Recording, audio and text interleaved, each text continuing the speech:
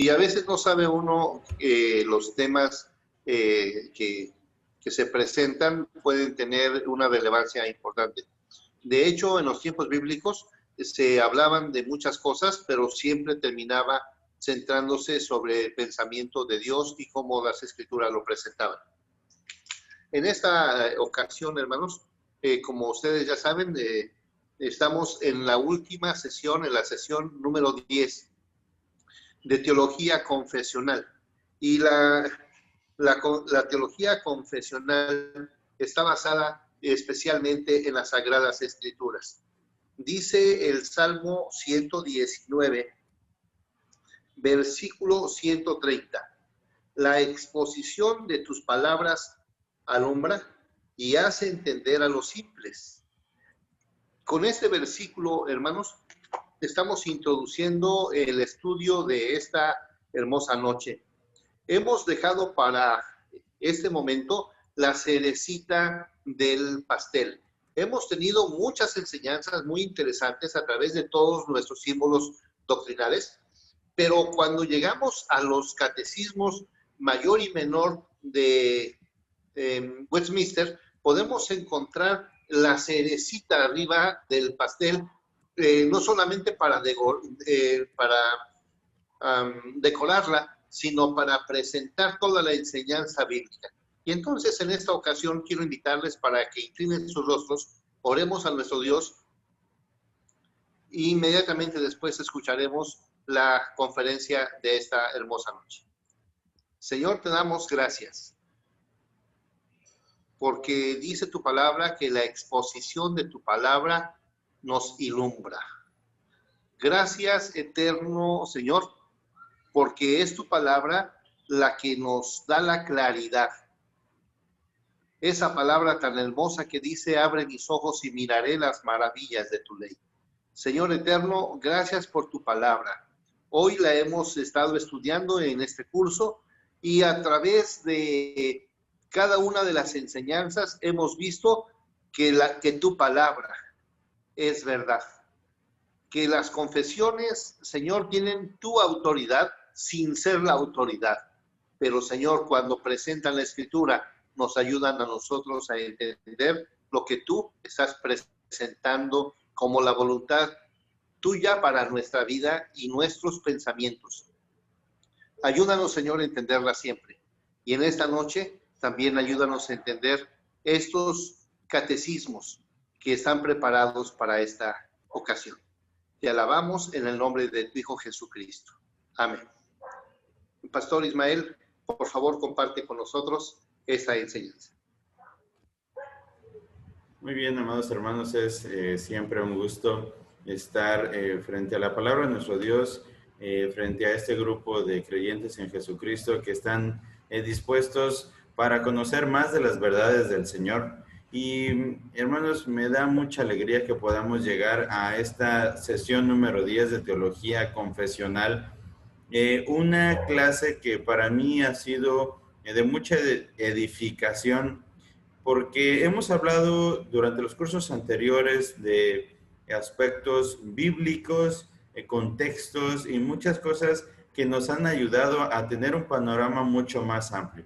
Y en este curso nos hemos centrado en las doctrinas, en lo que creemos, en lo que tenemos como herencia reformada, independientemente de la denominación a la cual pertenezca cada uno de los integrantes de esta clase. Sabemos que como cristianos reformados tenemos una sola herencia, tenemos un solo punto de partida. La Iglesia de Jesucristo, que tuvo que regresar a la reforma, tuvo que hacer una reforma en sus filas para regresar a las Sagradas Escrituras. Y tenemos que recordar la situación en la que vivían nuestros hermanos en ese tiempo. En primer lugar, no había enseñanza de la Escritura en el idioma original o en el idioma autóctono de cada lugar. No se predicaba en alemán, en francés, sino toda la predicación era en latín, por lo cual no se entendía, no se aprendía nada.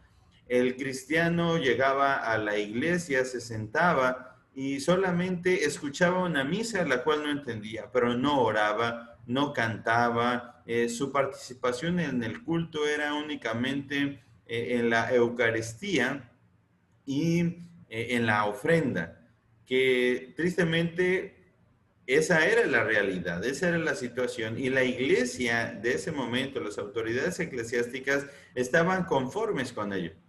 Llegó el momento donde la iglesia era enseñada bajo argumentos tan distorsionados como la salvación por medio de sus propias obras, de el perdón de pecados por medio de pagar impuestos, los asuntos místicos del agua bendita y tantas cosas que hasta el día hoy se tienen, pero eran asuntos que la Biblia no enseñaba, que la Biblia prácticamente abomina, se presenta como abominación a aquellas personas que idolatran o adoran a imágenes, a figurillas, a todo este tipo de cosas, que entregan a sus hijos a los ídolos.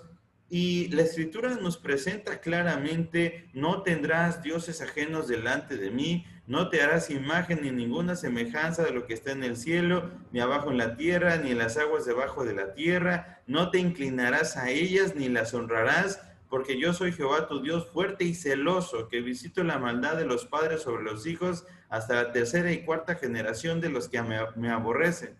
Y ese texto que nosotros conocemos como uno de los 10 mandamientos, no lo conocían los hermanos, no lo conocían los creyentes del siglo XVI.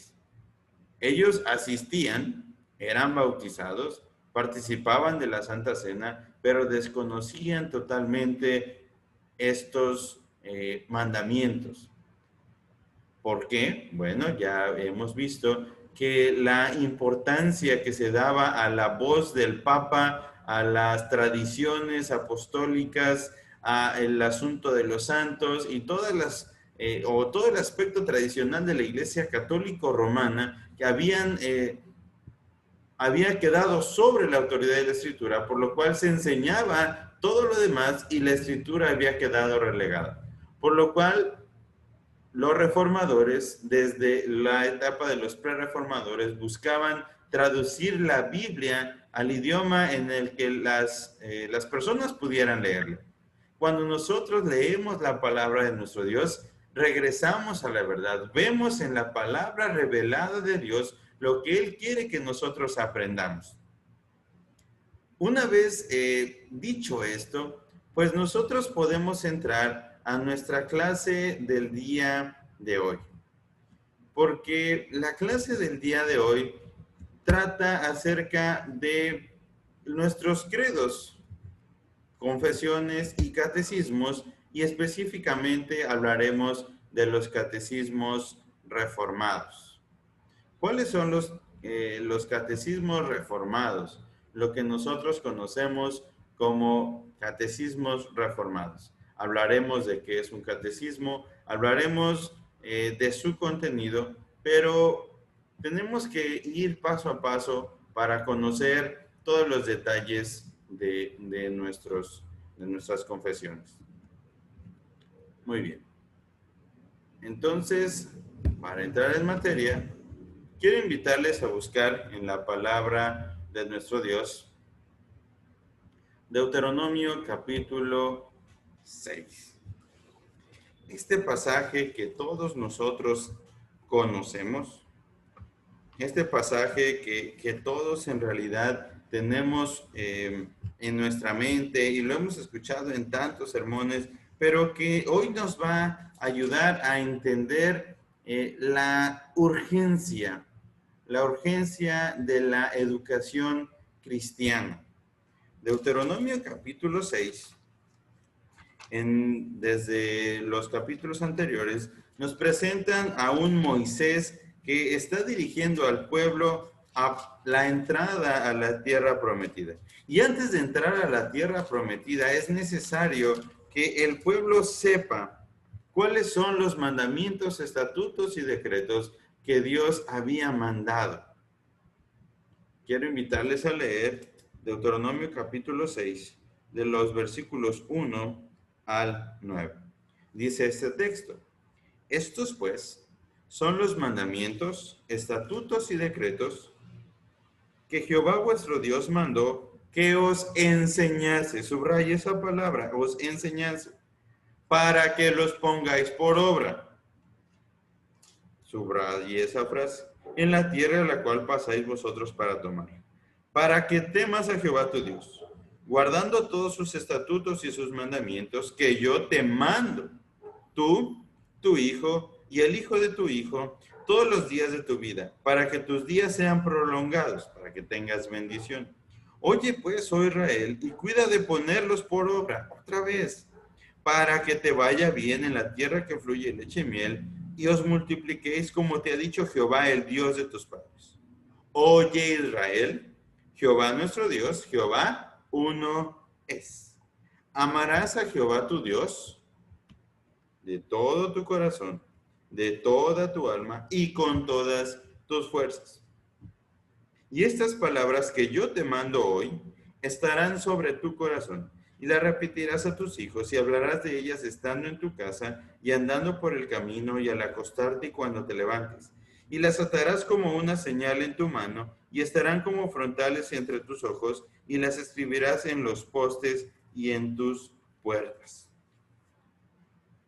Este pasaje de los mandamientos, estatutos y decretos está, o es la continuidad del capítulo 5 de Deuteronomio, donde nosotros encontramos nuevamente la tabla de la ley. Nosotros volvemos a ver los mandamientos que el Señor ha dado. Dios, en su sabiduría, en su gracia, quiso dotar al pueblo de su ley. Y esa ley, como vemos en el Antiguo Testamento, no es en contra del hombre, sino es a favor del hombre. Es para su desarrollo, para su crecimiento, como dice este texto, para que le vaya bien. Y la urgencia de una educación cristiana en nuestro contexto y en este pasaje eran vitales, porque estaban a punto de entrar a la tierra prometida. El pueblo de Israel estaba a nada de entrar.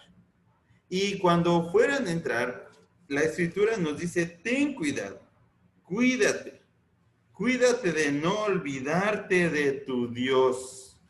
Cuídate de que cuando entres a la tierra prometida, no se te vaya a olvidar las obras que Dios ha hecho contigo. Y vea usted que es muy interesante cómo la Escritura nos presenta el cuídate de que no te olvides. Cuídate de poner por obra.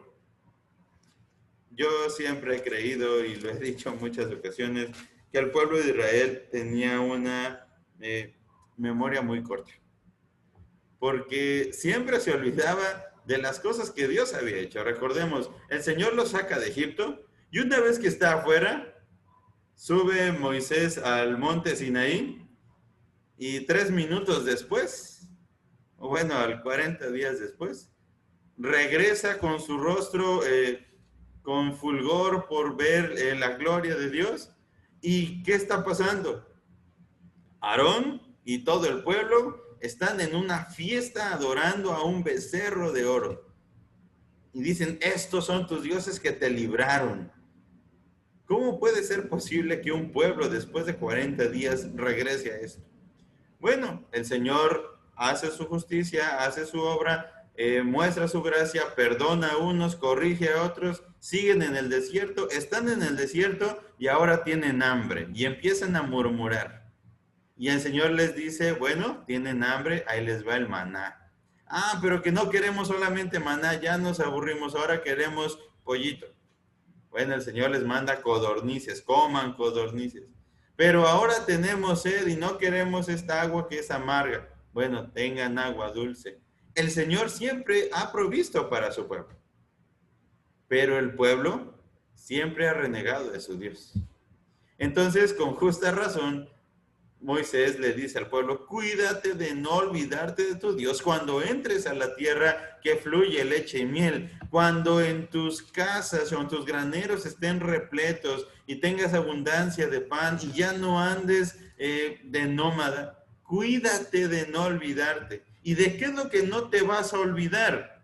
Número 1, oye Israel, Jehová nuestro Dios, Jehová uno es. Y entonces hay una institución muy hermosa en este pasaje, porque el mandato que nosotros vemos en Deuteronomio capítulo 6 es, vas a enseñar, primero te lo vas a aprender tú, y después se lo vas a enseñar a tus hijos por estatuto perpetuo. Hermano, algo que es muy interesante es que la iglesia hoy se ocupa de la educación cristiana de nuestros hijos. Y eso es un error. Y eso es un pecado, si no hacemos la parte que nos corresponde. Porque vea usted lo que dice el pasaje. Capítulo 6, versículo 6. Y estas palabras que yo te mando hoy, número 1, estarán sobre tu corazón.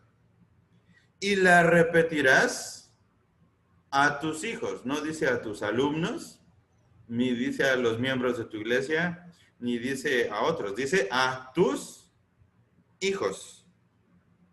Y las repetirás a tus hijos y hablarás de ellas estando en tu casa. Ese es un asunto familiar. Ese es un asunto en el hogar. La educación cristiana, bíblicamente, parte en el hogar. La formación cristiana de nuestros hijos no es en la iglesia. La iglesia tiene una labor muy importante y no podemos quitar esa tarea. Pero veamos la realidad. En muchas iglesias se tiene educación cristiana o formación cristiana 1 hora a la semana, contra muchísimas horas, son 40 horas aproximadamente de la educación básica en México. Entonces, 1 hora que a veces está bien preparada y a veces no tan bien preparada, contra 40 horas de educación sí bien preparada para imprimir en nuestros hijos una mentalidad, ya sea marxista, ya sea capitalista, ya sea misticista, ya sea la educación, y bueno, según la nueva escuela mexicana, es una educación con perspectiva de género. Yo estuve estudiando esta semana la Ley General de la Educación y dice explícitamente eso, una educación con perspectiva de género, inclusiva. Y al ver todo esto uno dice, bueno, con razón, todo está ligado, dirigido a que nuestros hijos no tengan una mente bíblica, ni una mente cristiana, sino una mente totalmente pagana. Entonces, al ver esta situación, hay una urgencia muy grande de una educación cristiana, de una educación bíblica. Y para eso, especialmente para eso, fueron creados los catecismos. ¿Qué son los catecismos? Bueno, nosotros veremos qué son esos catecismos, cuál es su raíz y cuál es su propósito. Tenemos 4 credos o 4 catecismos reformados que nosotros tenemos como Iglesia Reformada. El Catecismo de Ginebra, hecho por Juan Calvino, que no estudiaremos hoy, pero sí les invitamos que lo puedan leer, es muy interesante y nos da muchas definiciones muy claras del Evangelio y de la Santa Cena y de los deberes cristianos. El Catecismo de Heidelberg, que fue diseñado para la educación de los jóvenes, aunque esos jóvenes eran tal vez muy iluminados, porque el lenguaje que se ocupa es muy alto y doctrinalmente es muy amplio. El Catecismo Mayor de Westminster, que fue diseñado junto con el Catecismo Menor para adoctrinar a la iglesia o a las familias de la iglesia. Quiero señalar esto, que no fueron diseñados para enseñarse en la iglesia, sino fueron diseñados para enseñarse en el hogar. ¿Qué es un catecismo? Porque esta palabra nos suena a catolicismo. Bueno, ahí vienen los catequistas. Bueno, usted y yo algún día seremos catequistas o ya somos catequistas y hemos sido catecúmenos o catecumenizados. Este vocablo viene de la raíz del catequismo, del catecismo, de una palabra en latín, pero de una palabra griega que es catecismos. Aquí, bueno, hay un detalle con la fuente, está un error en la fuente, disculpen esa parte, pero son dos verbos, o perdón, son dos palabras. El prefijo kata, que significa de arriba a abajo, y egeo, que viene, o ekeo, de la palabra eco, resonancia, y tiene que ver con instrucción. Entonces la palabra katakeo significa, o es la acción de instruir a viva voz, de arriba hacia abajo. Una persona instruye a otra, enseña a otra. Ahora, en la escritura nosotros vemos la palabra pedagogía o paideía, vemos palabras que tienen que ver con la educación, la predicación, pero esta palabra de catecúmeno o la palabra catecismo se ocupa para enseñar. Vas a enseñar. Y este era un asunto pedagógico de preguntas y respuestas.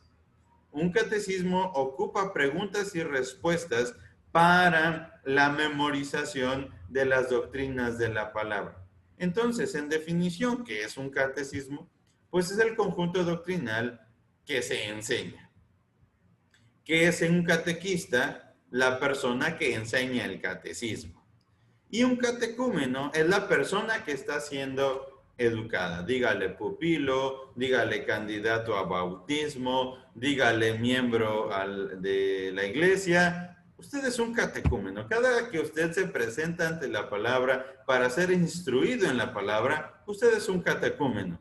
Todo el tiempo estamos siendo disciplinados, dirigidos, instruidos por la palabra. Recordemos que dice 2 Timoteo 3:16. Toda la escritura es inspirada por Dios y útil para enseñar, para redarguir, para corregir, para instruir en justicia.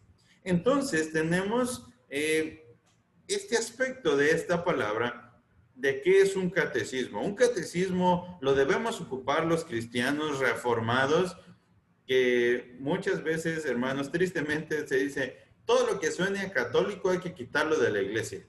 Entonces, como somos cristianos, no hagamos nada que tenga que ver con cosas católicas. Quitemos los catecismos, porque los catequistas son católicos. No, hermanos. El sentido estricto de la palabra significa instruir a viva voz. Es una enseñanza.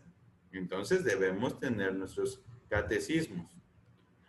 Un aspecto muy interesante de es que eso es un asunto absolutamente bíblico. Como dijimos en la introducción, es responsabilidad de cada padre del pueblo de Israel a partir de la circuncisión. Es decir, cada padre tiene que enseñar a sus hijos, y la circuncisión, que es la señal del pacto, no es otra cosa más que la apertura a un periodo de enseñanza. En la escritura nosotros vemos el caso que a mí me encanta para presentar esta situación es Jesús. Jesús mismo fue catequizado por sus padres. Si nosotros vemos Lucas capítulo 2 del 41 al 51, recordamos esa historia donde Jesús es llevado al templo. Pero ¿a qué es llevado al templo? No solamente es llevado a pasear como iba cada año, porque cada año se tenían que presentar al templo. Cada año todas las familias iban a adorar al templo, a presentar sus ofrendas, a presentar su confesión y todo este asunto litúrgico. Pero Jesús fue enseñado por su madre. Jesús fue educado por su madre en las palabras del Señor. En el pensamiento judío hay una palabra que se mencionó en otra clase que es bar mitzvah y bat mitzvah. Bar mitzvah es el varón, hijo de los mandamientos. Bat mitzvah es la mujer, hija de los mandamientos. Yo he escuchado a muchas personas que dicen, es que la confesión y la circuncisión solamente era un acto para los varones. Momento, no es así. Era para hombres y para mujeres. Pero vea usted el significado de esa palabra. Hijo de los mandamientos. Una persona que a partir de su temprana edad era educado todos los días bajo los principios de la palabra para que tuviera una mentalidad bíblica. Todos los días se los enseñarás a tus hijos estando en tu casa, al levantarse, al acostarse, al andar por el camino, lo pondrás como frontales sobre sus ojos, los pondrás en las tiras de sus vestidos, lo pondrás en los postes de su casa, en donde quiera que ellos vean, van a observar estas palabras. Oye Israel, Jehová nuestro Dios, Jehová uno es. Por eso era tan arraigado el pensamiento cristiano o el pensamiento teocéntrico de todo el pueblo de Israel. Por ejemplo, vemos casos como Daniel, que aunque fue llevado a Babilonia y fue presentado bajo tantos vicios, situaciones, seducciones y miles de cosas, él pudo sostenerse bajo el principio: Jehová mi Dios está conmigo. David, Jehová pelea mis batallas. Todos los personajes que nosotros vemos en la Escritura eran personas que fueron educadas de su primer año a sus 12 años para ser hijos de los mandamientos. Cuando estos niños llegaban a los 12 años, eran presentados al templo para demostrar su conocimiento de las Sagradas Escrituras. De tal modo que ellos tenían que conocer toda la Tanaj. ¿Qué es la Tanaj? Torah, Neviim y Ketuvim. La ley, los profetas y los escritos. Toda la ley de Moisés, que es el Pentateuco. Los profetas, profetas mayores y menores. Y los escritos. Toda la historia del pueblo de Israel, toda la poesía, todos los cánticos. Jesús se tuvo que aprender todo este conocimiento. Pero al igual, todos los hombres judíos tenían que saber esto. Muchas personas dicen hoy, es que Jesús era Jesús y tenía buena memoria porque es hijo de Dios, es divino. Pero no solamente Jesús, por ser Jesús, el Hijo de Dios, lo tuvo que hacer, sino absolutamente todos los varones y mujeres en el pueblo de Israel eran instruidos por sus padres fielmente para que fueran hijos de los mandamientos. Si ellos no pasaban este examen, pues entonces no alcanzaban su madurez personal y no eran considerados frente a su comunidad, según la ley judía, como la mayoría de edad, como responsables de sus actos. La Escritura nos presenta a un Jesús que es llevado al templo después de ser educado y enseñado por sus padres bajo todos los principios, y que los fariseos y los maestros de la ley se sorprendían de su conocimiento. Jesús fue entrenado, fue educado en la palabra. Y entonces, regresando a ese asunto, en la Reforma, como ya dijimos que los hermanos no conocían doctrina, no conocían la Biblia, se ocupó como una herramienta educativa para enseñar a las familias. Y repito, su función fue básicamente enseñar a los niños y jóvenes las doctrinas de la palabra en el hogar. Es de 1900 y fracción para acá que tenemos escuela de formación cristiana y otros métodos de educación en la iglesia. Pero antes, en la iglesia solamente era el culto, la predicación y punto. No había clases como hoy en día. Entonces, toda la educación era en el hogar, por lo cual se diseñaron los catecismos para enseñarlo en casa. Repito, la educación cristiana inicia en casa.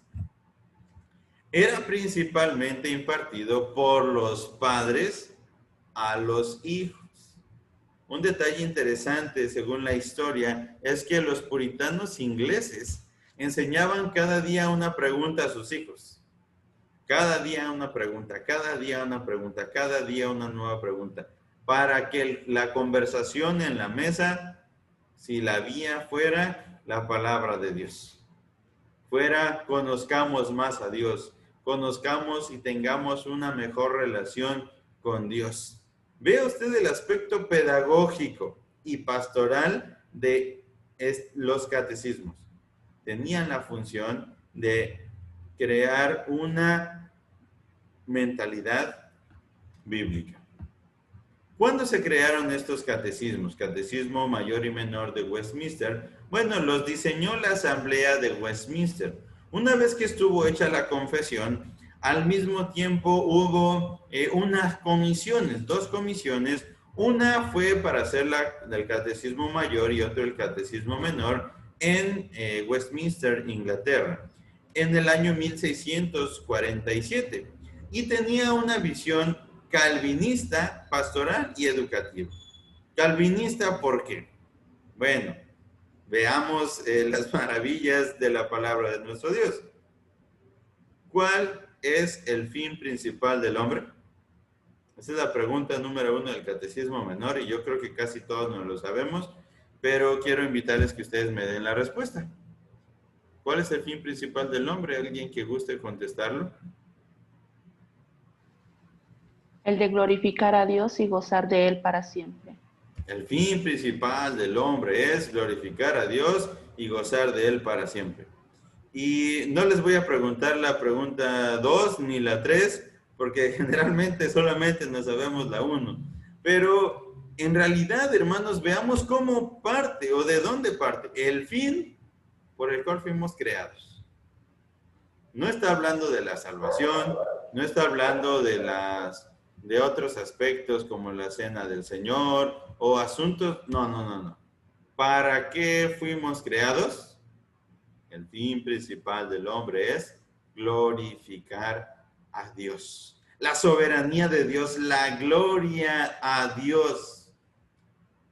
Es muy importante que nosotros veamos cómo abre el Catecismo de Westminster, mayor y menor. El fin principal del hombre es glorificar a Dios y gozar de Él para siempre.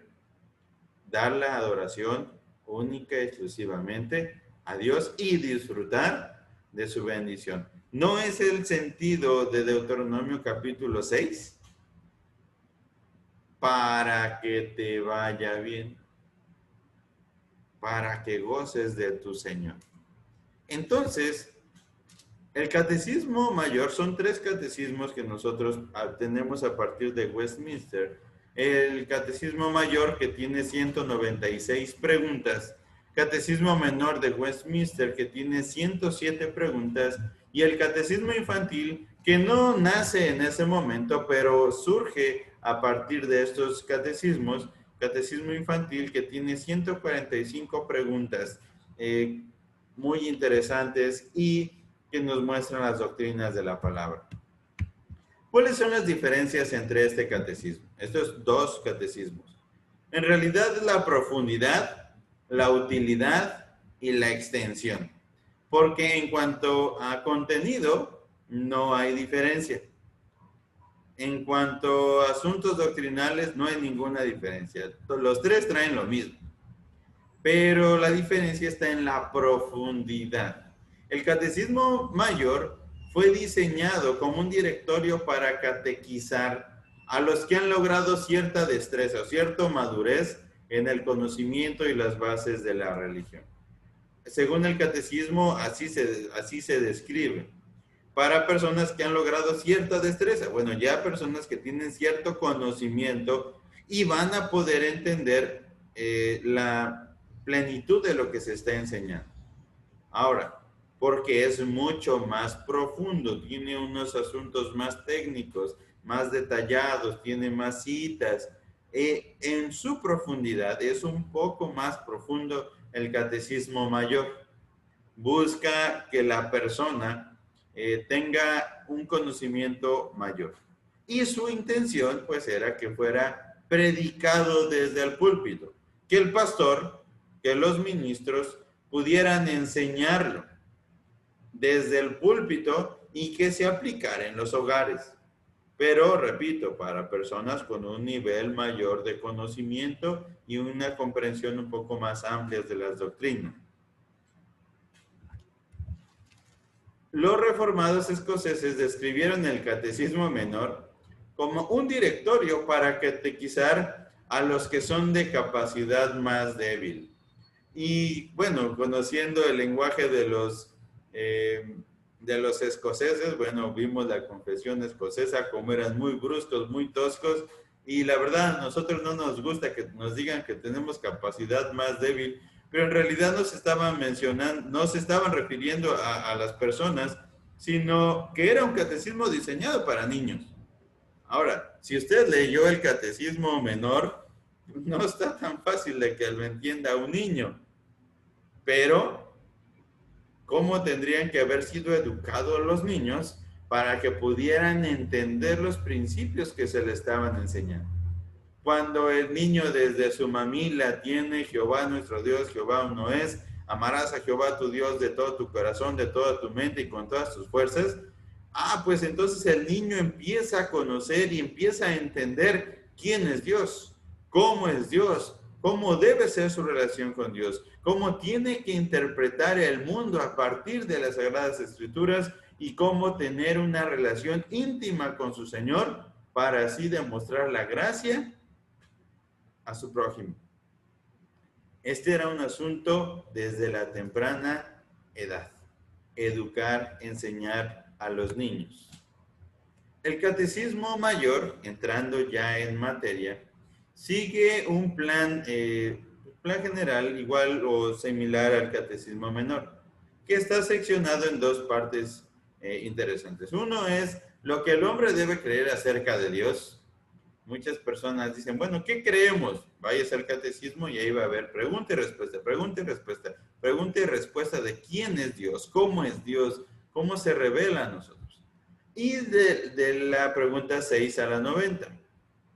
Y los deberes que Dios requiere del hombre de la pregunta 91 a la 196.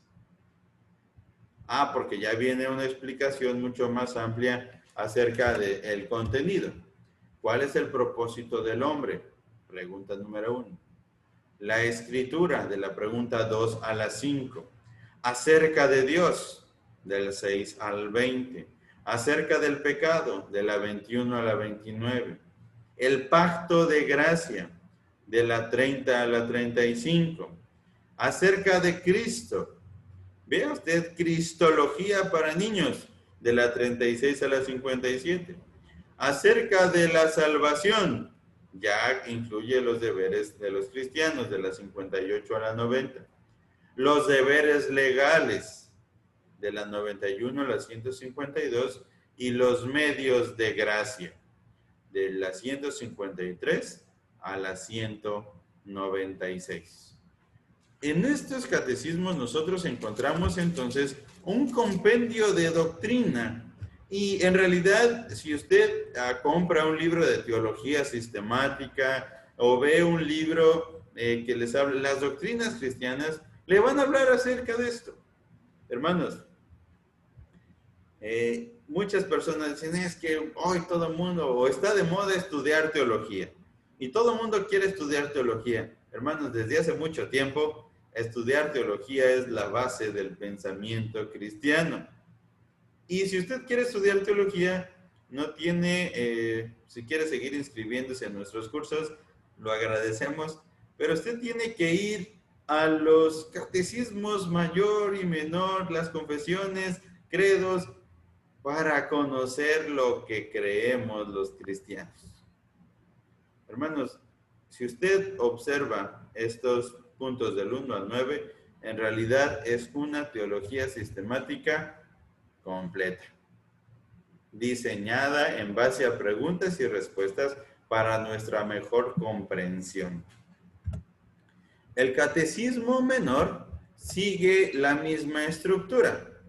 el propósito del hombre, la pregunta 1, la escritura, de la 2 y la 3, acerca de Dios, de la 4 a la 12, acerca del pecado, de la 13 a la 19, el pacto de gracia, la pregunta 20, acerca de Cristo, de la 21 a la 28, acerca de la salvación, de la 29 a la 38, los deberes legales, porque nos habla acerca de los 10 mandamientos, cada desarrollo de cada uno de ellos, de la 39 a la 84, los deberes evangélicos, cómo debe relacionarse el cristiano con su contexto, con su comunidad y cómo servir al prójimo, de la 85 a la 87, y los medios de gracia, de la 88 a la 107. Entonces nosotros vemos que tienen exactamente la misma estructura, pero la extensión es diferente. Si usted leyó los catecismos mayor y menor, uno es mucho más amplio y más técnico que el otro. El catecismo menor es el que más comúnmente utilizamos en la educación en la iglesia, pero repito, no fueron diseñados para enseñarlos en la iglesia. El único que fue diseñado para la enseñanza dominical fue el catecismo de Heidelberg, que es una pregunta por cada semana. Una pregunta por semana. Pero en este caso no es así. Fueron diseñados para la enseñanza de nuestros hijos en el hogar. Un detalle que también quiero resaltar de ellos es que se abre y se concluye el catecismo mayor y menor con un enfoque de Dios, su gloria y nuestro gozo en Él, antes de considerar nuestra necesidad de salvación o consuelo. El hombre está generalmente en busca de lo que pueda recibir de Dios. La salvación, el consuelo, la paz. ¿Qué recibo de Dios? Bueno, en realidad en los credos los catecismos están casi al final con los medios de gracia. Pero el enfoque principal es la gloria de Dios y nuestro gozo en Él. Debemos adorar a Dios, ¿por qué? Por su grandeza, su majestad, su soberanía, por su poder, por su deidad. ¿Quién es Dios? ¿Cómo se revela? ¿Por medio de qué se reveló? ¿Cómo se relaciona con nosotros? El catecismo se dedica a enseñarnos cómo Dios tiene ese amor para con nosotros y cómo crea todas las cosas y cómo Él es el primero y único que debe ser adorado. Repito, Deuteronomio capítulo 6, versículo 4, inicia de esa manera. Oye Israel, Jehová nuestro Dios, Jehová uno es. Amarás a Jehová tu Dios de todo tu corazón. Pero cuando nosotros vemos una promesa que surge a partir de esa enseñanza es para que te vaya bien en la tierra que fluye leche y miel. Hay un pasaje que yo creo que todos conocemos, que está en Proverbios capítulo 6, versículo 20.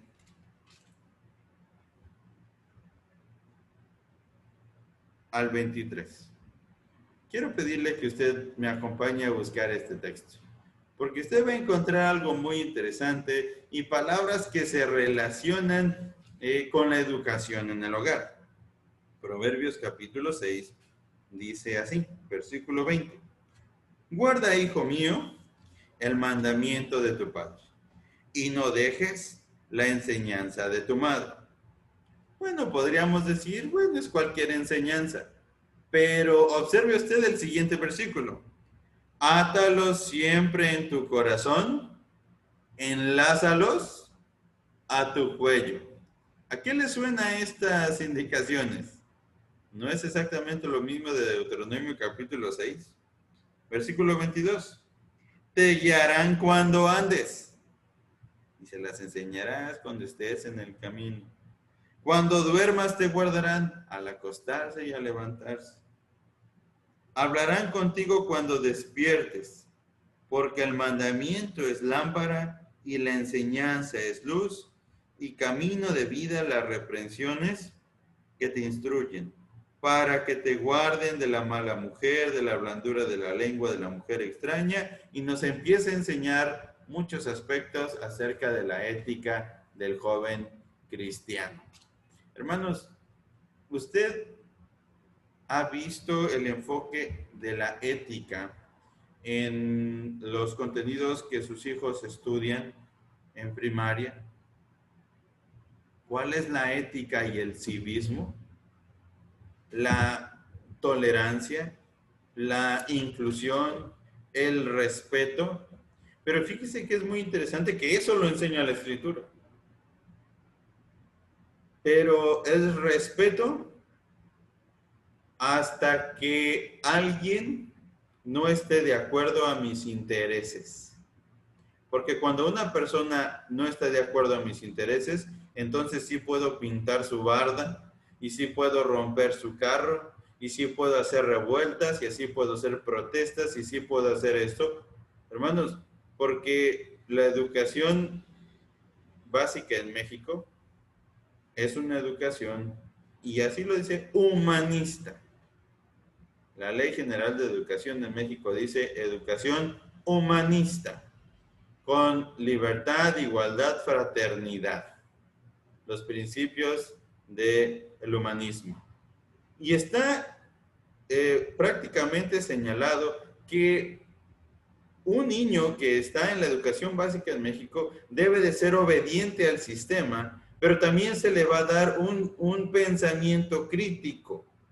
Aguas con ese pensamiento crítico, que parece muy inofensivo, pero en realidad tiene una intención, que el niño critique, y que si no está de acuerdo con una situación y no quiere sujetarse a ello, puede rebelarse a esa situación. Y el resultado de ello es todos los problemas sociales que hoy tenemos. Hermanos, no tenemos un pensamiento cristiano en nuestra comunidad, no tenemos un pensamiento bíblico en nuestras iglesias, y tristemente la educación la hemos dejado. La educación cristiana la hemos relegado a 1 hora los domingos en la mañana. Pero veamos la importancia de los catecismos.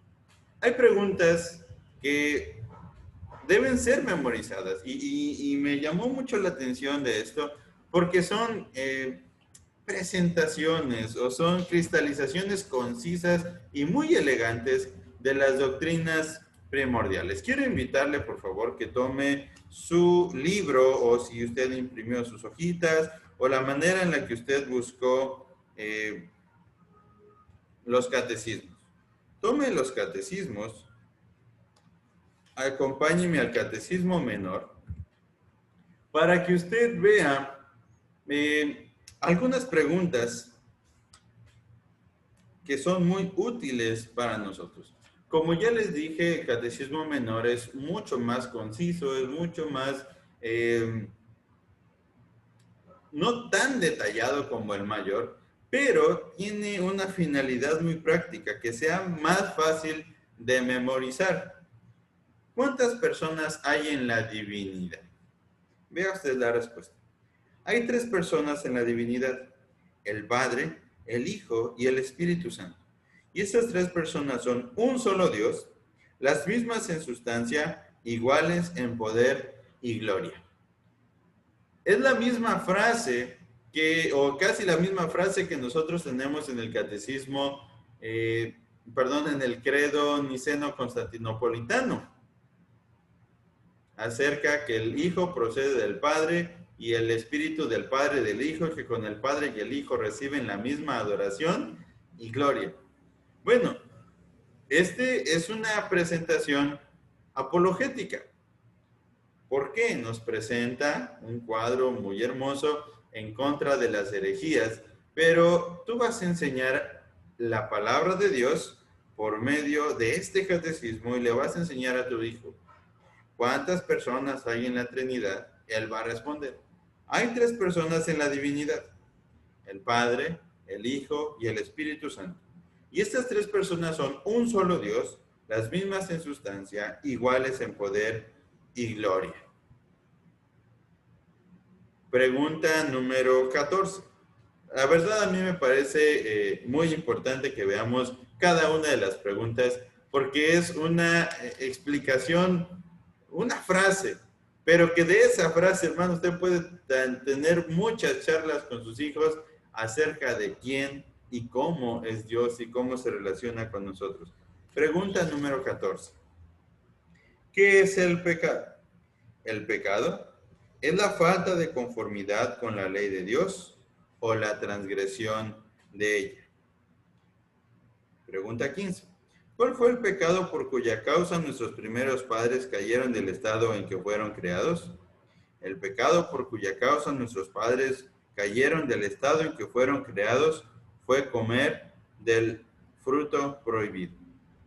Número 16, número 17, número 18 nos presentan la caída del hombre, su condición.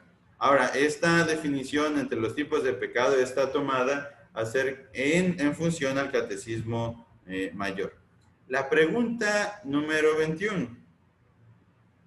Acompáñenme a la pregunta número 21. ¿Quién es el redentor de los elegidos de Dios?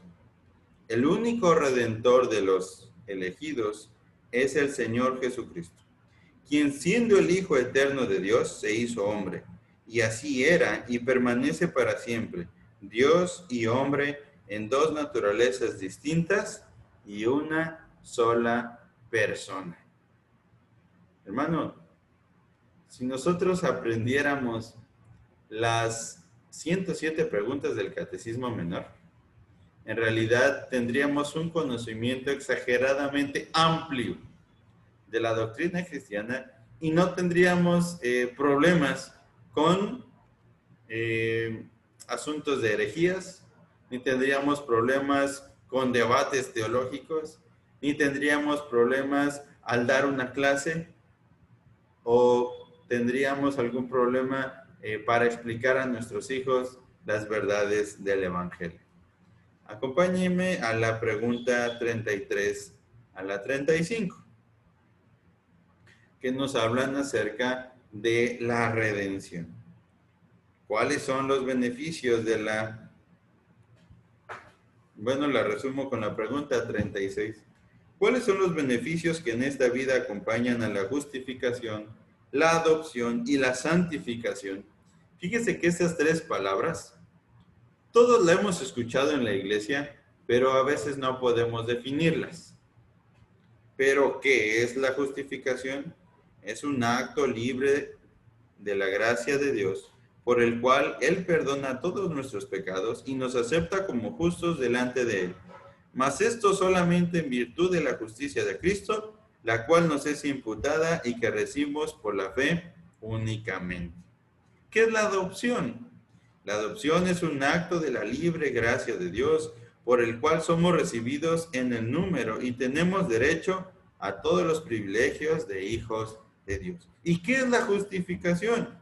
La santificación es aquella obra de la libre gracia de Dios, por lo cual somos completamente restablecidos a la imagen de Dios y puestos en capacidad de morir más y más al pecado y de vivir piamente o piadosamente.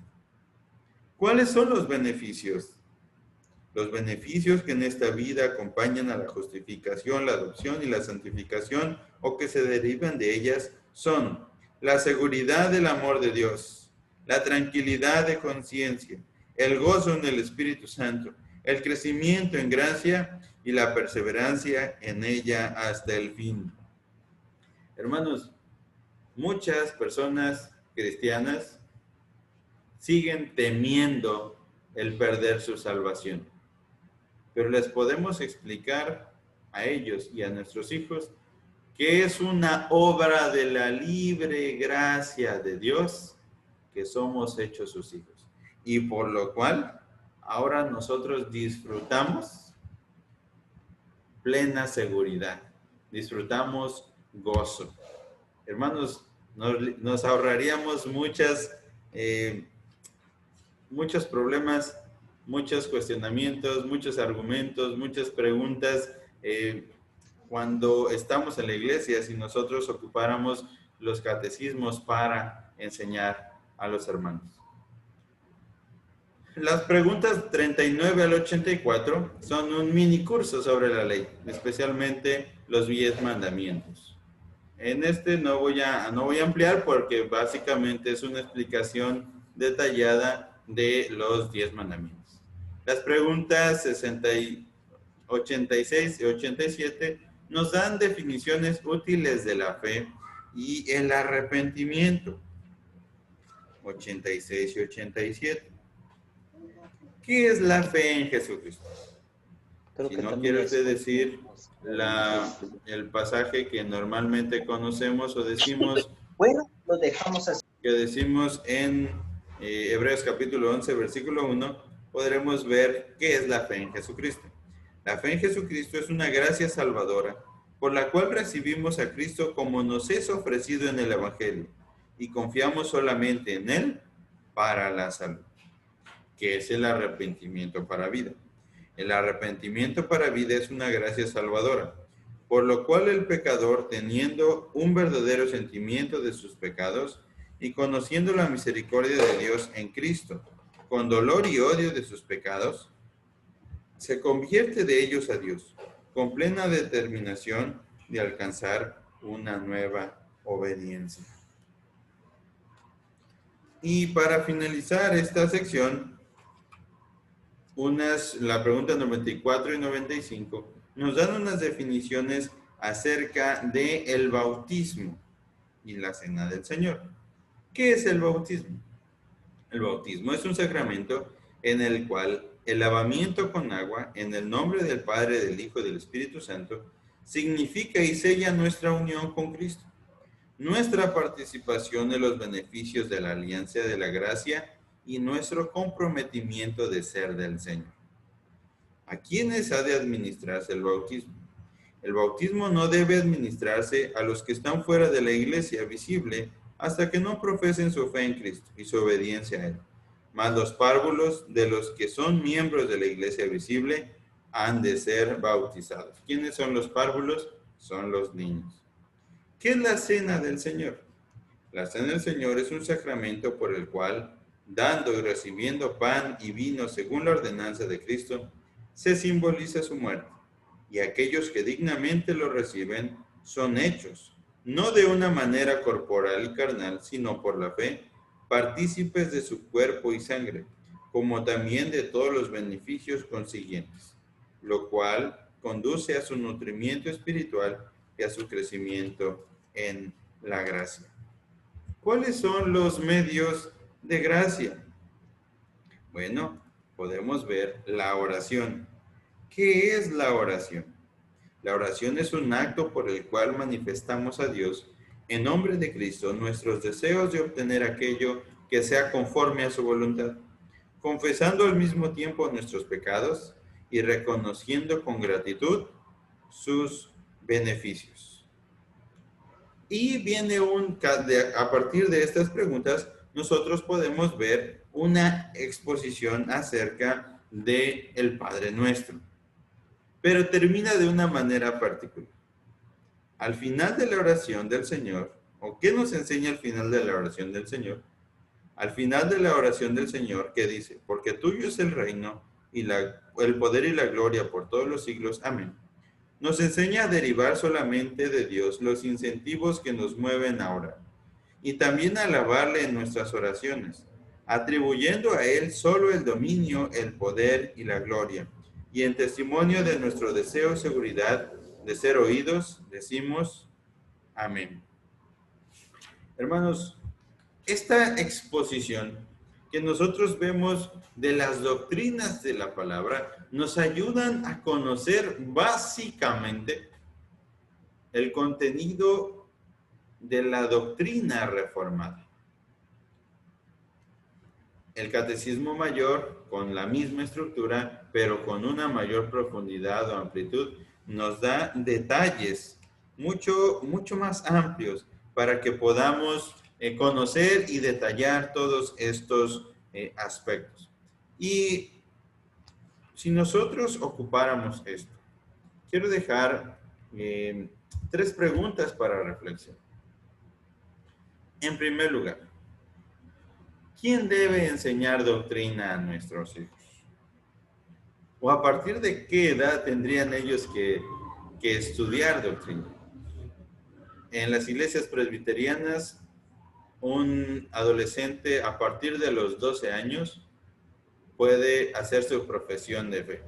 Pero la pregunta sería, ¿el niño de 12 años o el adolescente de 12 años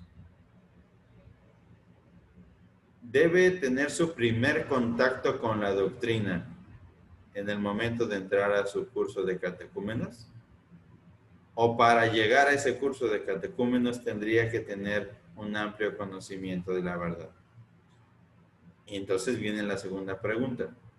¿El curso de catecúmenos o el curso de capacitación para ser miembro o el curso prebautismo que algunas iglesias tienen es suficiente? ¿6 meses de doctrina es suficiente? ¿Pueden reemplazar 12 años por lo mínimo de educación bíblica? Y tercera pregunta, ¿qué impacto crees que tendría en tu familia y en la iglesia la enseñanza de los catecismos? En primer lugar, en tu familia. Si tú enseñaras a tus hijos cada día una pregunta del catecismo, ya sea del menor, del mayor o del infantil, si tú enseñaras a tus hijos, a tu esposa, a tu familia, a los miembros de tu familia, ¿qué impacto crees que tendría? Y en la iglesia, si se enseñaran los catecismos, ¿qué impacto habría en la enseñanza de la iglesia? Estamos frente a el método de educación de la Iglesia Reformada. La Iglesia Reformada, que tuvo que regresar a la Escritura, buscó una metodología para enseñar en el hogar las verdades de Dios, por medio de credos, de confesiones y de catecismos. Hermanos, yo creo que hay muchas cosas que comentar, hay muchas cosas que reflexionar a partir de ello y tendríamos nosotros que responder a estas preguntas. Ha sido un gusto compartir esta lección. Pastor Ismael, en su tiempo.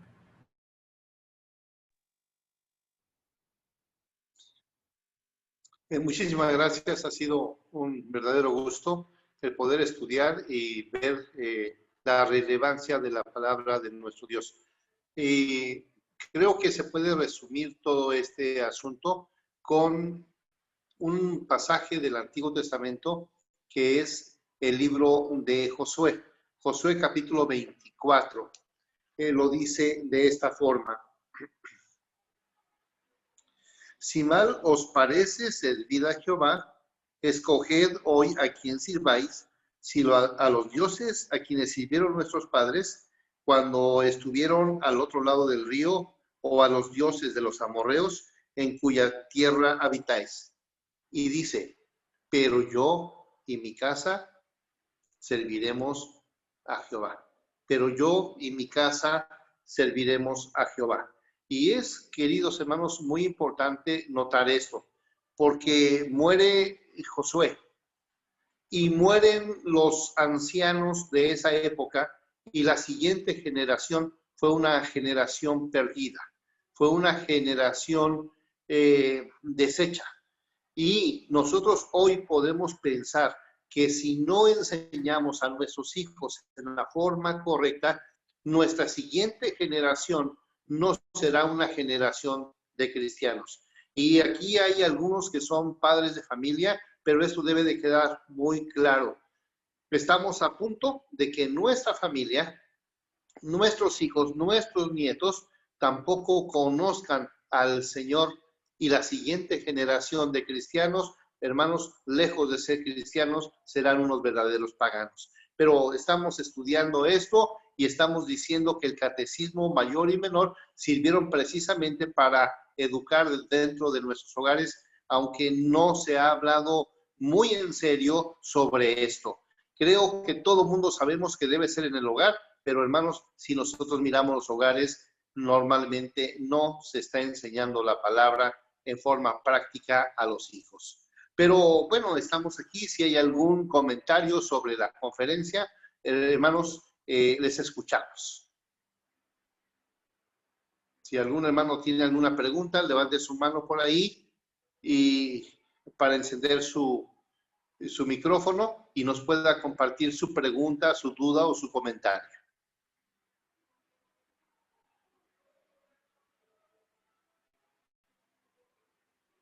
¿Sí hay? ¿Quién?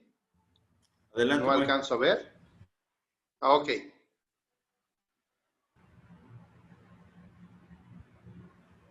Sí, pues sí, me parece sumamente interesante el asunto educativo, pedagógico, metodológico en este sentido. Realmente me pareció muy enriquecedora la conferencia de hoy, sobre todo por que estamos viendo los catecismos. En este caso, quiero enfocarme al catecismo infantil, precisamente por este asunto que nosotros tenemos como padres, también como hermanos, como tíos, como cristianos en general, ¿no? O sea, si bien es cierto que algunos son parte de formación cristiana, pero tampoco solo compete a enseñar el cristianismo en la iglesia, sino en todas partes, sobre todo en el hogar. Me parece que el catecismo, yo podría decirlo que nos los dieron ya masticadito, pues hasta eso, ¿no? Ya nos los presentaron de una manera muy digerible, hasta con preguntas y respuestas, o sea, como diciendo, los conozco, no van a investigar, no van a profundizar, entonces aquí está ya para que lo puedan digerir de una manera, como dijera mi mamá, ya licuadita, y aprovechando que aquí está, ya licuadita para que la puedan digerir. Saludos, y me parece también importante el asunto de que el catecismo de Heidelberg, si no mal recuerdo, se enseñaba una pregunta por semana. Creo que así debería ser el asunto didáctico en los hogares, que en el catecismo infantil se enseñe una pregunta por semana, pero con la debida profundidad, aprovechando que ahí vienen las referencias o el sustento bíblico, con los textos, los versículos. Me parece que así debería enseñarse. No obstante, el catecismo es básico para el cristianismo, para el aprendizaje del cristianismo. En este sentido, en las cuestiones básicas de la educación, del aprendizaje, de la enseñanza, hay cuestiones básicas que no se van a poder cambiar, como es la cuestión de la memorización. Si bien es cierto, el asunto de la alfabetización es básica, pues, o sea, todas las generaciones la tienen que llevar a cabo. No obstante, no se puede omitir memorizar el abecedario, las vocales y desde el aspecto del pensamiento matemático, las tablas de multiplicar. O sea, eso como quiera que sea, en nuestros tiempos, la maestra a reglazos nos metió aquí las tablas de multiplicar y difícilmente la podemos olvidar. Entonces yo creo que así debería enseñarse el catecismo infantil, buscando obviamente las estrategias, las metodologías, pero que sí nos queden grabadas de una forma memorística, ¿no? Para que en toda la vida no lo olvidemos y tengamos muy presente estos asuntos ya precisos del cristianismo. Entonces yo creo que ese sería mi comentario más puntual y agradecerle a Dios y a ustedes por el conocimiento que se ha impartido el día de hoy. Yo estoy de acuerdo contigo, Moisés, estoy de acuerdo contigo que los catecismos, especialmente el menor o el infantil, debieran de enseñarse como se enseñaban las tablas de multiplicar y otras cosas, pero nada más vamos a dejar a un lado los reglazos. Yo creo que esta parte es muy importante y lo podemos hacer. Yo recuerdo en muchos años de mi ministerio pastoral que hacíamos esto como concursos dentro de las iglesias y hermanos, eran edificantes los concursos porque tanto los niños, yo recuerdo todavía había un niño, ya tiene muchos años, yo creo que si veo al niño ya no lo voy a conocer, pero ese niño se aprendió las 107 preguntas del catecismo menor, una por una, y escuchar al niño fue toda una bendición. Me tocó estar en otros concursos donde otros muchos niños participaron y otros hermanos adultos también, pero se tenía como una forma de enseñanza en casa y de un concurso final dentro de los templos. Y eso podría ser una forma también muy buena para motivar. Pero estamos estudiando estos catecismos precisamente por eso, por su gran relevancia.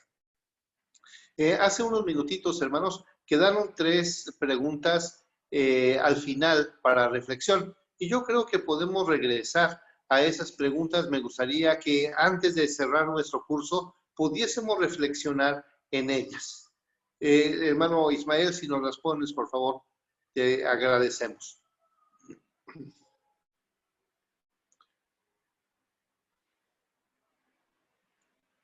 Bueno, ahorita salen. Son 3 preguntas para reflexión y yo creo que esas preguntas, aquí ya están aquí, nos pueden ayudar mucho. ¿Quién debe enseñar doctrina a nuestros hijos? Hermanos, a mí me han reclamado mucho, muchos hermanos, porque quieren que les enseñemos a sus hijos doctrina. Incluso se han enojado muchos hermanos porque algún maestro de escuela de formación cristiana, según ellos, no es tan competente o que ese hermano no está enseñando en forma amplia y reclaman mucho. Pero creo que donde se debe de enseñar es precisamente en nuestros hogares. La pregunta es correcta. ¿Quién debe enseñar doctrina a nuestros hijos? ¿Alguien la quiere contestar desde su plataforma? ¿Quién debe ser?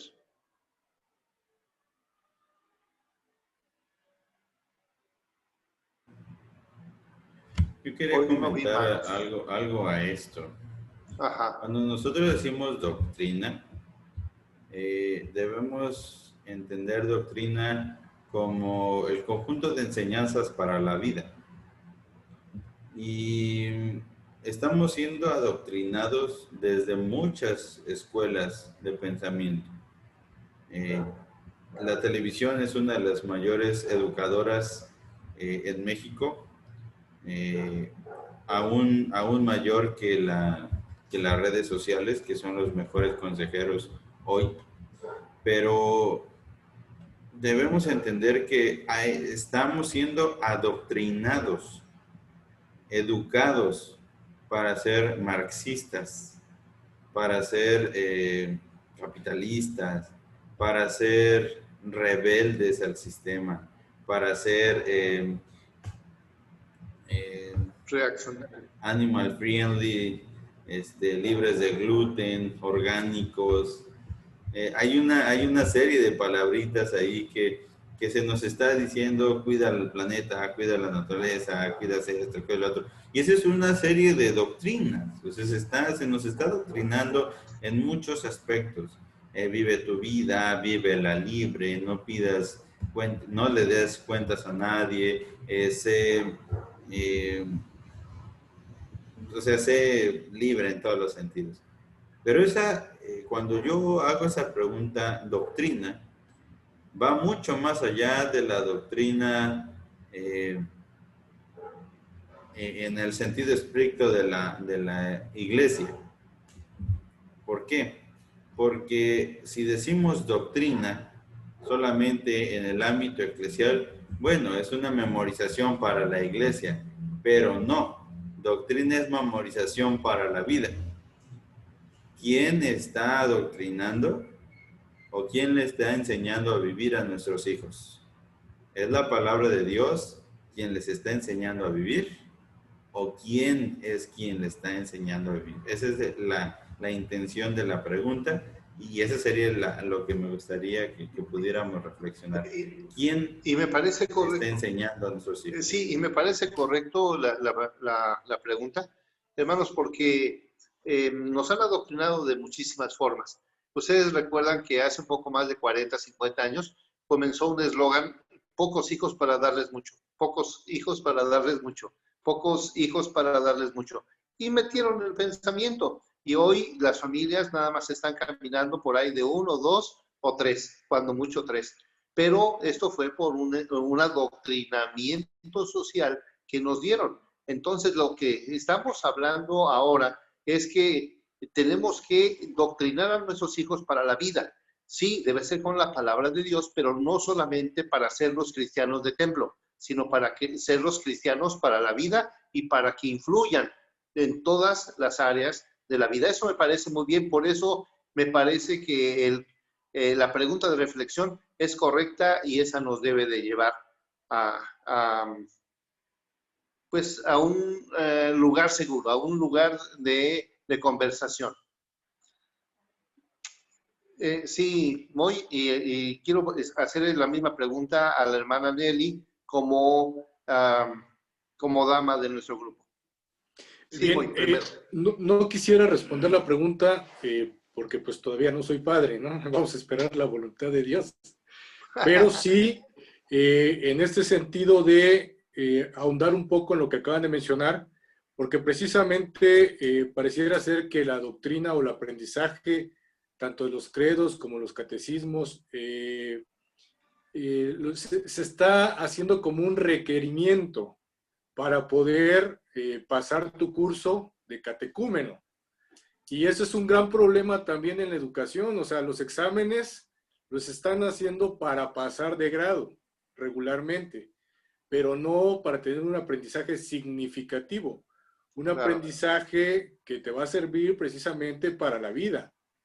Y como bien acaban de mencionar, eso era lo que quería puntualizar nada más. Sí. Yo creo que el punto de partida es en el caso de la mamá de Moisés, que ellos, su mamá y su papá, lo enseñaron a él para la vida. Yo le llamaría a esto el sello de la crianza. Hermana Nelly, te escuchamos. Buenas noches. Buenas noches, hermana. Buenas noches. Acaba de mencionar, ¿no?, que la mamá del hermano Moisés. Creo que es muy importante que los padres...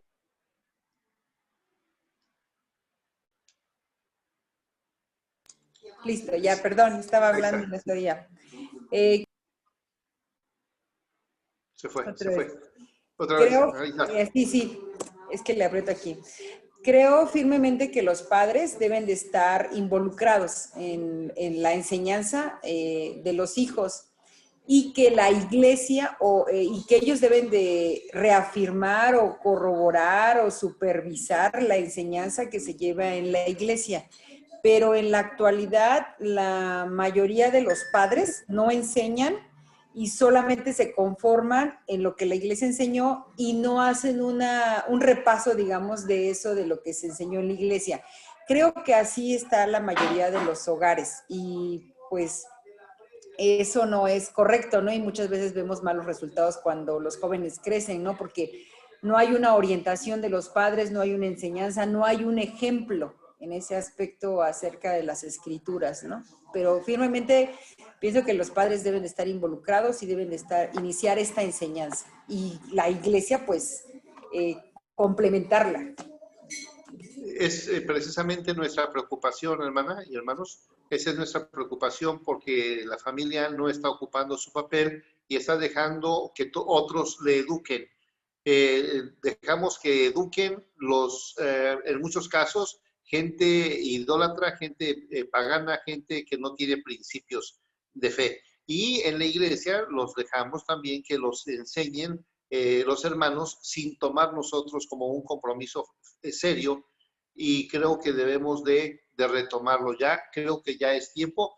Muchos no lo entendieron en esta pandemia. Creo que fue una buena oportunidad para poderlo hacer, pero muchos no lo hicieron.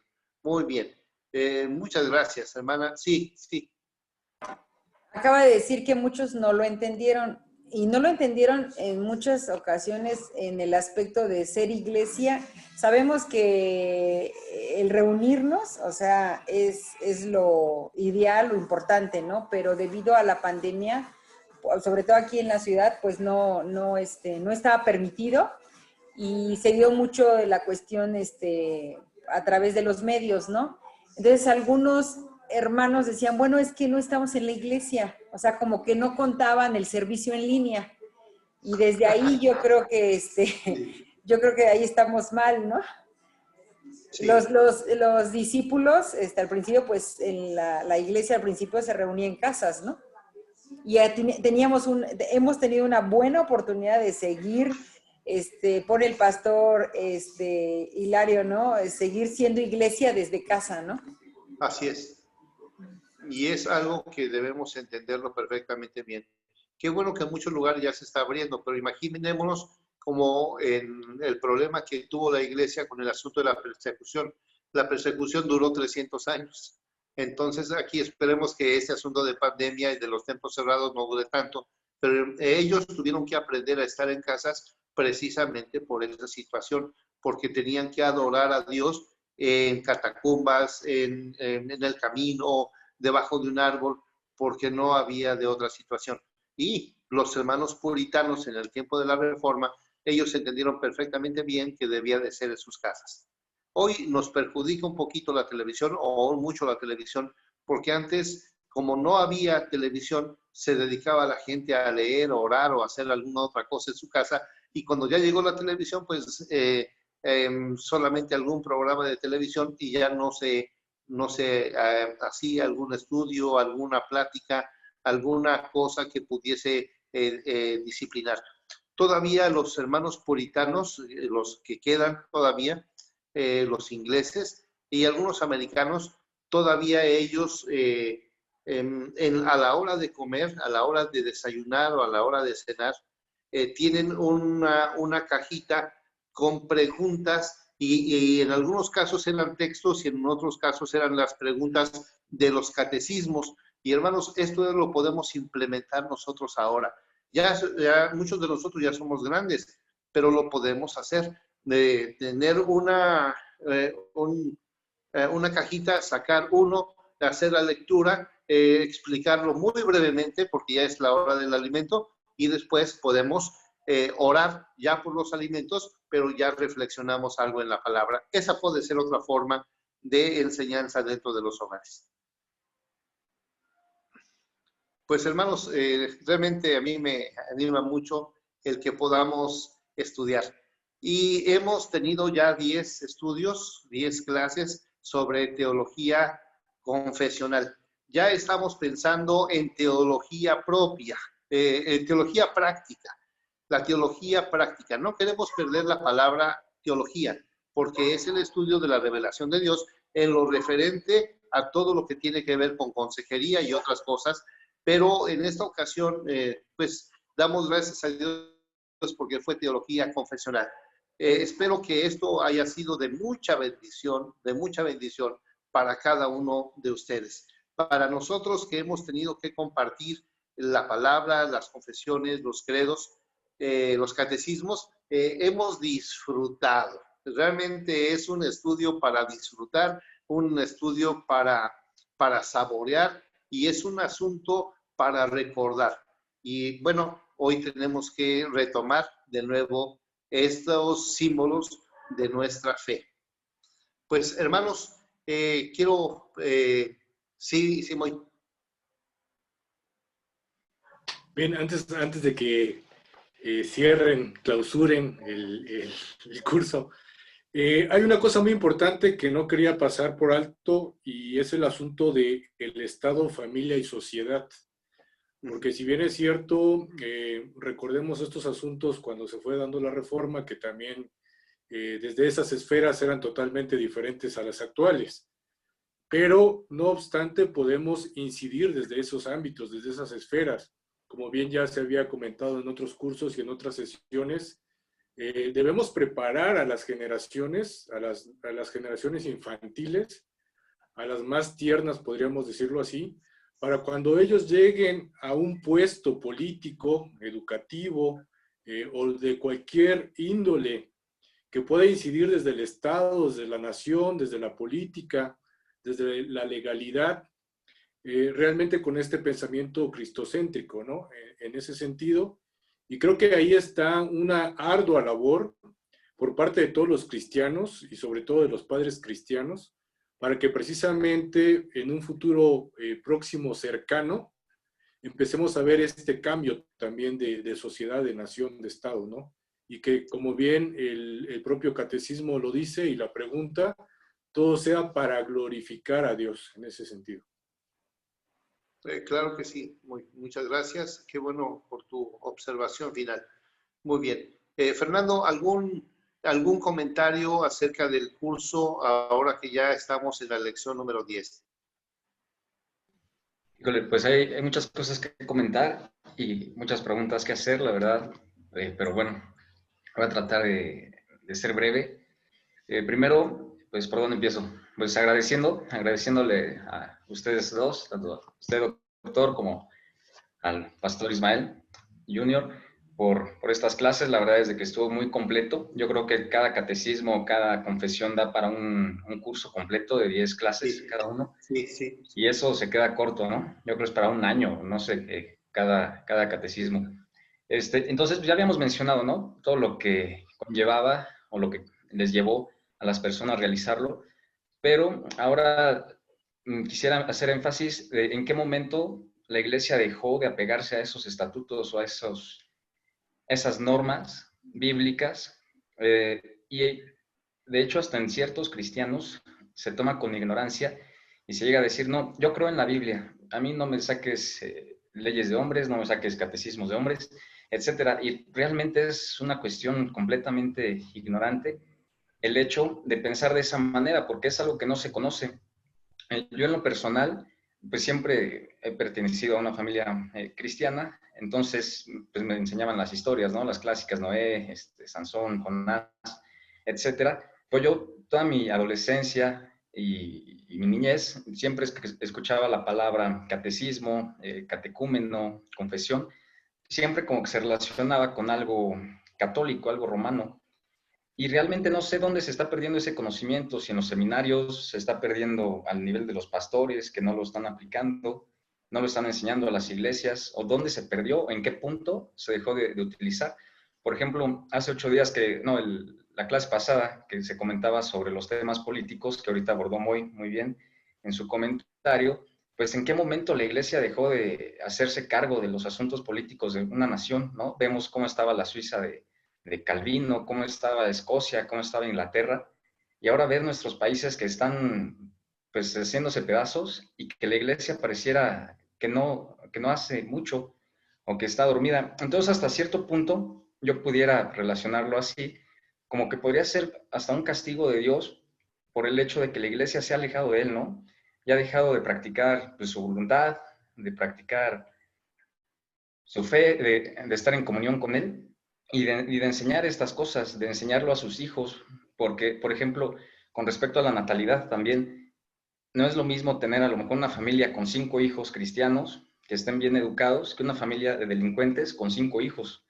Entonces, en esos puntos yo creo que sí se debe de tener un control de esa natalidad, ¿no? Porque van a afectar a la sociedad. Dios quiera y esos hijos, alguno de ellos conozca el evangelio y convierta a su familia, pero generalmente no pasa. También, por ejemplo, con respecto al culto público, no tengo ahora mi libreta con mis notas, también era algo que quería comentar, porque es algo un poco más polémico y no quería como que crear aquí controversia, pero con respecto al culto, o sea, ¿en qué momento dejamos de seguir el principio regulador, por ejemplo, que está muy claro en las confesiones, y se empezaron a introducir elementos ajenos, elementos que Dios no quiere, y que eso puede desatar o ha desatado la ira de Dios, y que ahora pues tiene a la iglesia en Latinoamérica sobre todo en condiciones pues desfavorables, ¿no? Entonces pues Dios quiera que podamos pronto regresar a estos, volvernos a adherir o reformar, no sé cuál sea la palabra, a la iglesia, tanto desde los niños, los que tienen niños, los que vamos a tener, si Dios quiere, las futuras generaciones, que puedan pues acceder a esta información, ¿no? Y que Dios quiera que levante hombres que pues puedan estar en la voluntad de Dios. Sí, hay 2 cosas importantes. 2 cosas importantes. Una, no recuerdo más o menos la fecha, pero debe de ser más o menos 1780, más o menos. Hubo un hombre, y tal vez fue un poquito antes, fue un hombre que se llamó Charles Finney.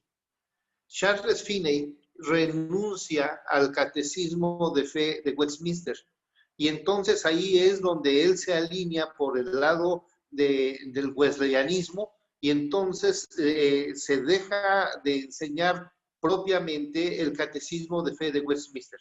Ese es el primer dato. ¿Por qué? Porque él dijo, esos son mandamientos de hombres, son dogmas de hombres, yo renuncio a eso, y claro, lo excomulgaron porque él había confesado la confesión de fe de Westminster y los catecismos, y ahora él estaba renunciando a ellos. Ese es el primer momento, y entonces todas las iglesias que surgieron de tipo congregacionalista, de tipo wesleyano, ya no siguieron la línea porque se los marcó Charles Finney, número uno.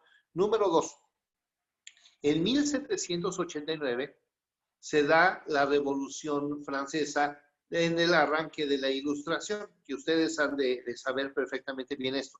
Y entonces cuando se centra el asunto del hombre, cuando se centra al hombre en lugar de Dios, comienzan a atacar todo lo que tiene que ver con la Escritura, todo con la Biblia. Hicieron un proceso que se llamó descristianización.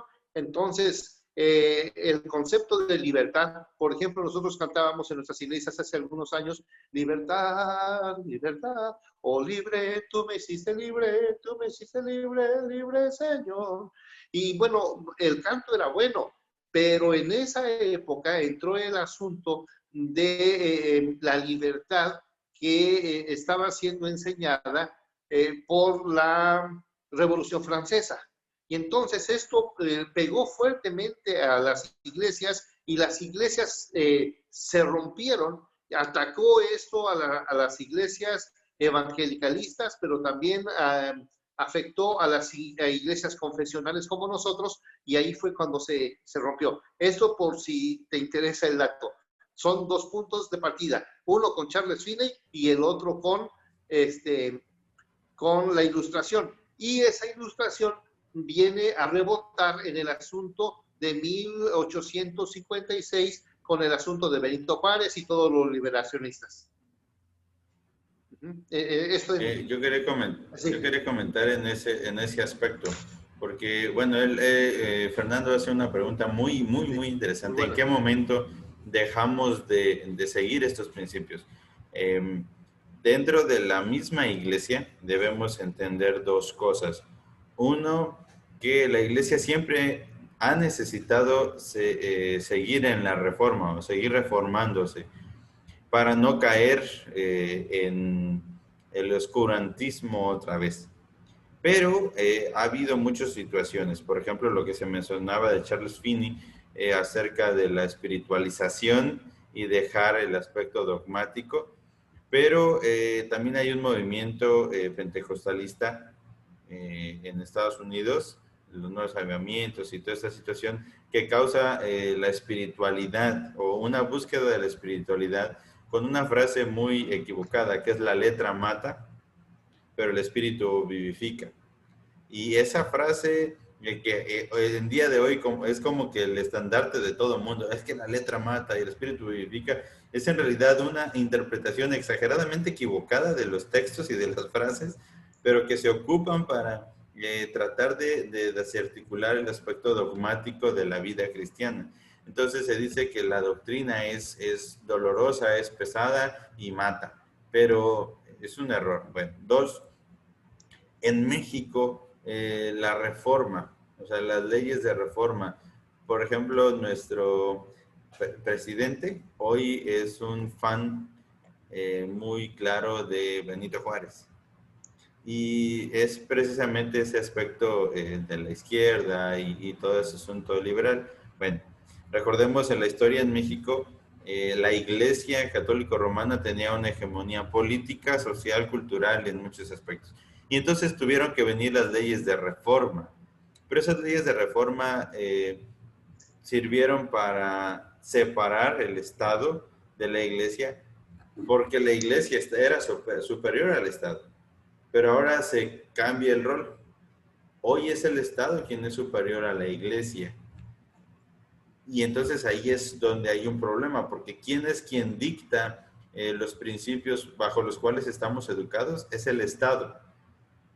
O sea, sencillo, Ley General de la Educación. La nueva escuela mexicana es el edicto firmado por el licenciado Andrés Manuel. O sea, es un asunto del Estado. El Estado es quien adoctrina, el Estado es quien educa, el Estado es quien rige. Por ejemplo, nosotros somos parte de la Iglesia Nacional Presbiteriana de México, A.R. Y eso significa que somos una asociación religiosa subordinada al gobierno. Y en ese sentido hay sus pros y tiene sus contras. Sus contras son ¿cuáles? Que el gobierno tiene tutela sobre la educación, pero también sobre la iglesia. Entonces la iglesia no puede, hasta cierto sentido, sacudirse de muchos asuntos. Ahora, vayamos a lo que el cristiano debería hacer. Porque igual, o sea, muy claro es el tema de la educación. No podemos hacer escuelas cristianas, escuelas bajo principios bíblicos, o tenemos que estar siempre federalizados. Tenemos que estar siempre sujetos a la educación bajo el sistema nacional o el sistema de educación básica en México. No podemos separarnos y viene un asunto que es una mentalidad capitalista a la cual fuimos educados y adoctrinados. Si tú te sales del sistema, entonces ya no puedes influir en el sistema. O sea, si tú no te educas en base al sistema, por eso muchas escuelas hoy, aunque tengan las mejores intenciones, no pueden hacer algo sin estar sujetos a la SEP. Aunque la Ley General de la Educación afirma que puede haber otros sistemas educativos que no sean el de la SEP. Es decir, si yo quiero hacer una primaria, una secundaria, una preparatoria y no quiero registrarla ante la SEP, lo puedo hacer. O sea, lo puedes hacer, pero ahora el asunto es, ¿lo puedo mis estudiantes? O sea, esa es la mentalidad del padre. El padre va a enviar a sus hijos a esta escuela porque si mi hijo no está registrado ante la SEP no va a poder trabajar, no va a poder estudiar más allá, no va a poder... Y entonces son muchas cosas que nos guían a otras situaciones. Entonces veamos el aspecto del adoctrinamiento al cual estamos sujetos y a la centralización en base, y todo sale a partir de las leyes de reforma. La verdad es muy buena tu pregunta, Fernando, y entonces viene a ser una exhortación. Sí, los pastores hemos descuidado mucho esa área, gracias por lo que nos tocó a todos nosotros, porque en realidad debemos regresar a muchas cosas, enseñar esas cosas, y precisamente por eso estamos haciendo nosotros esto, ¿no? Tratar de buscar que seamos una iglesia reformada, y independientemente de la denominación a la cual tú asistas, tienes que ser reformado, y tienes que vivir bajo los principios de la palabra. Y eso causará una reacción en tu cambio de mente. Ahora, especialmente nosotros, que somos una iglesia histórica, una iglesia confesional, pues tenemos mucho que hacer. Yo les invitaría a cada uno de ustedes a volverse catequistas, a ser promotores de los credos, confesiones y catecismos. Y como decías tú, si hay personas que ostentan con ignorancia esa frase y tratar de reestructurar o reingeniería o rediseño de la doctrina, pues darles una enseñanza muy práctica por medio de las confesiones históricas. Pues a catequizar, hermanos. Sí, y comenzando en casa. Claro que sí, comenzando en casa. Hermanos, es un gusto. Ahora sí, vamos a cerrar nuestro curso. Fue un placer estar con ustedes. Realmente ustedes hacen que estos cursos se continúen dando por su puntualidad, por su asistencia, por su participación. Y esperamos que el Señor nos siga bendiciendo, que esos cursos puedan ser de mucha bendición, tanto para nosotros que los tomamos, como para aquellas personas que nos escuchan y que conocemos, incluso como lo que estamos mencionando ahora, a nuestras propias familias. Y bueno, también aprovecho para comentar que la próxima semana, si Dios nos permite, iniciaremos también nuestro curso de teología práctica. Teología práctica. En el área de consejería bíblica, por supuesto, pero será también de mucha bendición y espero que ustedes estén al pendiente de la información que estaremos enviando. Pues hermanos, les mando un abrazo a todos, fue un gusto participar en este curso, que el Señor les bendiga. Si alguien tiene algún comentario, pues lo puede hacer también.